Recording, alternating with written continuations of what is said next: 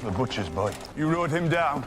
Everyone blames Ned Stark's execution for the War of Five Kings. They're wrong. The real trigger happened 2 seasons earlier, on a riverbank, to a boy most fans have completely forgotten. And once I traced it, I couldn't unsee it. Let's go back to Season 1, Episode 2, The King's Road. The great houses of Westeros are still at peace. King Robert Baratheon has just visited Winterfell to ask Ned Stark to serve as Hand of the King.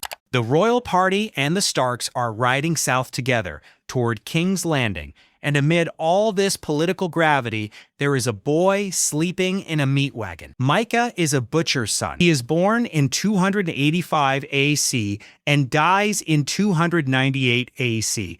13 years old in the books, stated as 12 in the television series. He is described as unattractive, red-haired, with a rough face and freckles. Arya Stark meets him on the road. They become friends the way children do, quickly, simply, without politics. Arya shows him how to swing a stick like a sword. He shows her the riverbanks near the Trident. In the books, Mycah even shows Arya a lizard lion as they pass through the neck, and they plan to search the Trident for rubies from the armor of Prince Rhaegar Targaryen. Rubies scattered at the very spot where Robert Baratheon crushed the Targaryen dynasty. There is real poetry in that detail. And then Prince Joffrey Baratheon shows up. What happens next is not complicated, but it is worth laying out precisely, because every lie told in the minutes that follow Joffrey's arrival becomes a stone that eventually crushes thousands of people. Joffrey and Sansa Stark are walking by the river when they come across Arya and Mycah sword fighting with sticks. Joffrey, slightly drunk on wine according to the books, is amused at first, and then turns cruel. He orders Mycah to fight him. When Mycah protests that he has only a stick, Joffrey draws his actual sword, Valyrian steel, and slashes the boy across the cheek, slowly, deliberately. When Arya defends Mycah, Joffrey turns on her. That is when her direwolf Nymeria bites Joffrey's arm. Arya then grabs Joffrey's sword and throws it into the river. Mycah runs. When I rewatched this scene, here's what became clear. Joffrey was never in real danger, not for a single second. Mycah had a stick. Arya is a child. But what Joffrey cannot survive is the humiliation. And what he cannot forgive is the wound to his pride. When the royal tribunal convenes at Castle Darry, the lies begin. Joffrey tells King Robert and Queen Cersei that Arya set Nymeria on him, and that Arya and Mycah beat him together with clubs. According to the official version of events, the story Joffrey told, Mycah had committed a capital crime. Arya calls Joffrey a liar. Sansa, terrified of losing her betrothal, claims she cannot remember what happened. King Robert, unable to resolve 2 conflicting stories, orders both children disciplined. But Cersei goes further. She demands a dire wolf die in Nymeria's place. That dire wolf is Lady Sansa. Ned Stark kills her himself. My research suggests that this moment, Lady's execution, is the first crack in the foundation between Ned and the Lannisters. The first time Ned is forced to do something wrong in service of keeping peace, and it will not be the last. While the tribunal is still unfolding, Sandor Clegane, the Hound, is already on horseback, hunting Mycah down. The boy is unarmed. He is a child. He runs, and the Hound rides him down. When he returns with Mycah's body wrapped in a cloak, Ned Stark confronts him. Ned says, accusingly, "You rode him down." The Hound, without even turning to face him, says he ran. Not very fast. That is one of the most chilling lines in the entire series.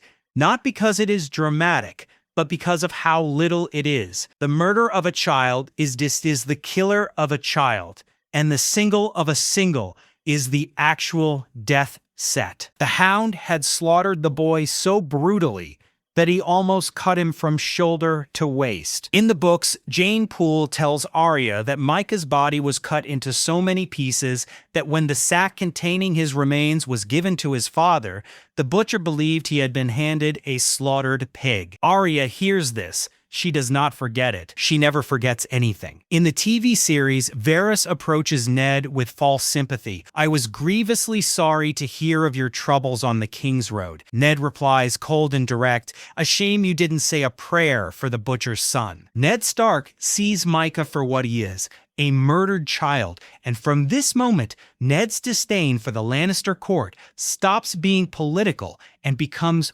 personal. Now here's where it gets interesting, because people forget that the War of Five Kings did not begin with one event. It began with a chain of events, each one pulling on the last. And the first link in that chain is Mycah. The incident on the Trident poisons the relationship between the Starks and the Lannisters in a way that cannot be repaired. Ned Stark arrives in King's Landing already distrustful. He has watched Cersei manipulate the tribunal. He has seen Joffrey lie to a king's face. He has carried Mycah's cause like a wound. That distrust makes him more rigid in his investigation of Jon Arryn's death. It makes him less willing to make political compromises. It makes him the man who confronts Cersei directly with the truth of Joffrey's parentage, rather than maneuvering quietly. Think about it like this. Imagine you are Ned Stark. You arrive at King's Landing having already watched a prince order the murder of a child and lie about it to the king's face. Would you trust that system? Would you believe that playing by the rules would protect you? Ned tries anyway, because that is who he is, and it kills him. That one doomed encounter led to Lady's death, Ned's first hour struggle with Cersei, and of course, the death of poor Mycah, who was run down by the Hound on Joffrey's orders. And from Lady's death flows the permanent fracture between Sansa and Arya, two sisters who saw the same event and told different stories. Sansa lied. Arya never forgave her. That fracture will echo across all 8 seasons. Following the attack on Lord Eddard by Lannister men led by Sir Jaime Lannister, in which several Stark guards are killed, Arya says to Sansa that Jaime should be beheaded for this, as should the Hound for killing Mycah. Arya is already drawing connections between Mycah's murder and the broader Lannister violence that Sansa refuses to acknowledge. And this disagreement between the sisters is not just a family argument. It reflects two completely different analyses of how power works in Westeros. Sansa still believes the system can protect her. Arya already knows it cannot. By Season 1, Episode 9, Baelor Ned Stark is kneeling in front of the Sept of Baelor. The deal has been made. He will confess to treason, take the Black, and be sent to the Wall. Cersei agreed to it. Even Joffrey seemed to. And then Joffrey, in front of thousands, orders Ned's head taken off anyway. Ned Stark's execution is the introduction to the litany of shock value deaths that follow over the course of 8 seasons. It also catalyzes the seismic civil war, also known as the War of the Five Kings, that drives much of the series' plot. The 5 kings who go to war are Joffrey Baratheon, Stannis Baratheon, Renly Baratheon, Robb Stark, and Balon Greyjoy. The war kills tens of thousands. It destroys entire regions of Westeros. The Riverlands are burned. House Stark is nearly annihilated. The Red Wedding wipes out Robb and Catelyn Stark, along with hundreds of Stark soldiers, in a single night. And all of it, traces back to a sequence of events that began when a drunk prince slashed a butcher's boy across the cheek with a Valyrian steel sword on a riverbank. Joffrey is the match, but Mycah is the moment the match was struck. It seems most fans know about Arya's kill list, but they forget who started it. Not Joffrey, not Cersei, not Tywin Lannister. The very first name Arya ever adds to what becomes her nightly prayer of death is Sandor Clegane, the Hound. And she adds him because of Mycah. The Hound, or Sandor Clegane, was one of the first Game of Thrones characters to find himself on Arya's kill list. While he was added to the list for killing Mycah, the butcher's boy, in Season 1, the Hound and Arya end up forming an interesting friendship after he decides he's going to return her to her family to hopefully earn money. The arc of their relationship, from Arya trying to kill him, to Arya refusing to kill him, to Arya calling him by his real name for the first and only time before he dies, is one of the most complex in the show. And it begins with Mycah. When Sandor Clegane is captured by Lord Beric Dondarrion and the Brotherhood Without Banners, he is put on trial for the offenses of the Lannister army in the Riverlands. After he denies the charges, Arya Stark informs them that Sandor is guilty of killing Mycah. The trial is not about armies or campaigns, it is about a single murdered child. In a world where thousands die in war, this brotherhood is hunting a man down for the death of one boy, because someone remembered. In that trial scene, Arya's words are precise and devastated. "You murdered Mycah, the butcher's boy, my friend. He was 12 years old. He was unarmed and you rode him down. You slung him over your horse like he was some deer." The Hound does not deny it. He says, "I was Joffrey's sworn shield. The boy attacked the prince." And Arya fires back, "That's a lie. I hit Joffrey. Mycah just ran away." The Hound is sentenced to trial by combat. He wins.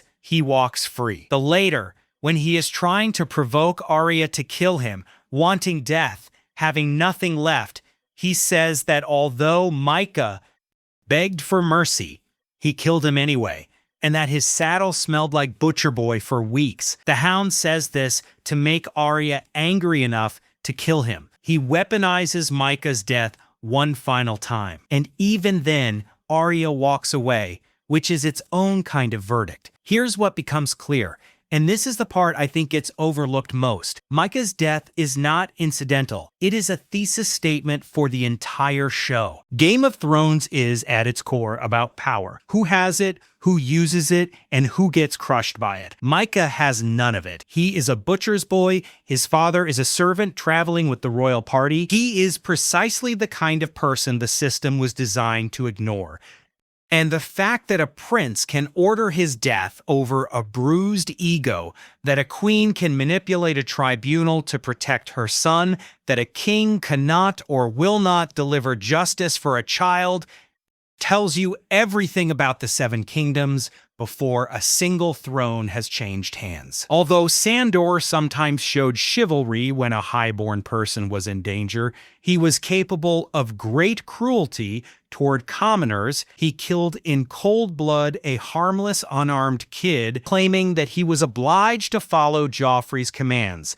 Not so differently than what his brother did to an infant at Tywin's orders, and never expressed any regret. On the contrary, he even joked about the foul deed. The young boy only appeared in one episode of the series, and the second one at that, but his death demonstrated just how brutal Game of Thrones was going to get, and how truly despicable Joffrey was. Audiences may not remember Mycah. He may not even have died on screen, but the North remembers, Arya remembers, and this is the crime that landed the Hound on her list in the first place. His death also marks the first time Ned Stark is forced to confront the fact that justice, the thing he has built his identity around, does not function in King's Landing. He consoles Arya by explaining that Mycah's death is solely the guilt of the Hound and of the cruel woman he serves. But he knows, in the way that Ned always knows things he refuses to fully articulate, that the system itself is what killed Mycah, and that same system is going to kill him. The Mycah incident is minor compared to later episodes, but it unites a bunch of characters and reveals something about all of them. It's probably the most useful chapter in the entire first book. Other scenes and moments are more memorable, but it is material like this that builds the foundation. Think about the full cascade. Mycah is killed. Arya's rage is born. Lady is executed. The Stark sisters fracture. Ned Stark distrusts the Lannisters from that point forward. He arrives in King's Landing already knowing that Joffrey is a liar and a coward. He investigates Jon Arryn's death with that knowledge coloring every decision. He confronts Cersei. He is betrayed by Littlefinger. He is executed. Robb Stark declares war. Stannis and Renly both claim the throne. Balon Greyjoy seizes the North. 5 kings go to war. For every death in Game of Thrones, there was a butterfly effect that drastically changed the course of the show. This tradition started with Ned Stark's death, which led to the titular Game of Thrones and the War of the Five Kings. But what started Ned Stark's death? The tribunal at Castle Derry. What broke the tribunal? The King's Road incident. What caused the King's Road incident? Joffrey's cruelty toward Mycah. He begged for mercy. He was not fast enough. And everything that followed, every battle, every betrayal, every death, from the Red Wedding to the Battle of the Blackwater, carries a trace of that moment on the banks of the Trident, where a prince drew a real sword on a boy with a stick, and the world of Westeros began to come apart. That is Mycah. One episode, 0 lines of dialogue in his own defense that mattered. And yet, more consequential than almost any character who survived into Season 8. My research suggests this. The forgotten deaths in storytelling are often the most important ones because they do their work quietly. You do not even notice how much has changed until you trace it back to the beginning. And the beginning, in Game of Thrones, is a butcher's boy on a riverbank who just wanted to play at swords. If you found this breakdown useful, drop it in the comments. Which small moment do you think had the biggest ripple effect across the series? I have a few candidates lined up for the next video that I think are going to surprise you.